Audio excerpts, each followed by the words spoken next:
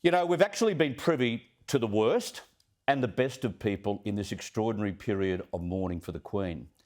The best has been on show from the moment the world was told of her passing.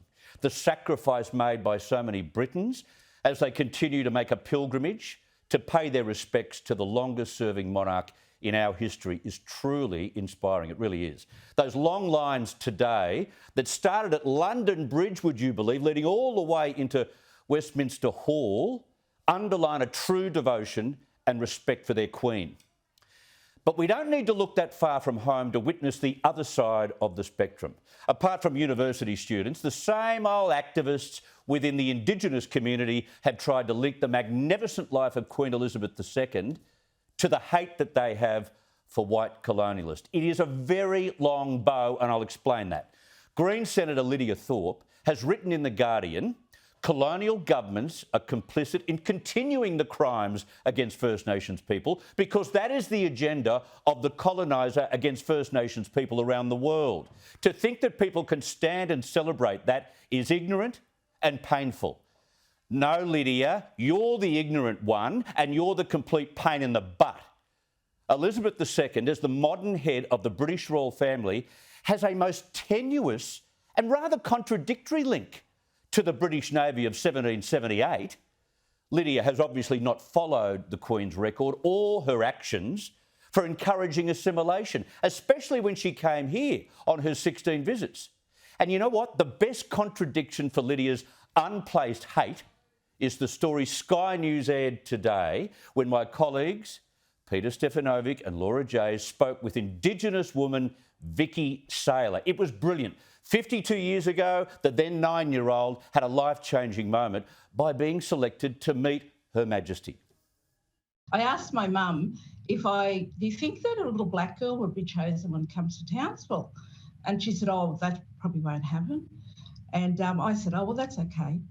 But little did we know that I was going to be chosen. And this all came about because my father at the time was on the OPAL, One People of Australia League. It was about assimilating Black Indigenous Australians into mainstream. And they came up to Dad and just asked him if he had a daughter that would be around this age. And voila, here it is. And I was the privileged little girl at that time. What a superb series of photos. What a superb story. She was virtually, I guess, forecasting her own involvement with a 1970 visitation by the Queen. And since that planned meeting, Vicky Saylor has gone on to work very hard for the Palm Island Indigenous community and for young people across that part of Queensland. And to her, that 1970 meeting was much more than a black girl being elevated for publicity. The Queen helped put her region and her people on the international stage. It was that day when I felt like we came together as a community and a region, and I represented that region. And today, even today, I still feel that when people will stop me in the street over the years, and that's why the memory has been able to keep very alive. It was not about black and white, it was about somebody representing their region. And I think, you know, sometimes we don't celebrate this enough. That's what real respect, that's what real gratitude looks like from a very proud Indigenous woman. How good is that? The other Indigenous woman who calls the Queen a coloniser has no idea what can be achieved through constructive words and constructive actions. Lydia is a hater who can't ever accept that we all want what's best for Indigenous Australians, whatever the colour of our skin, you dill.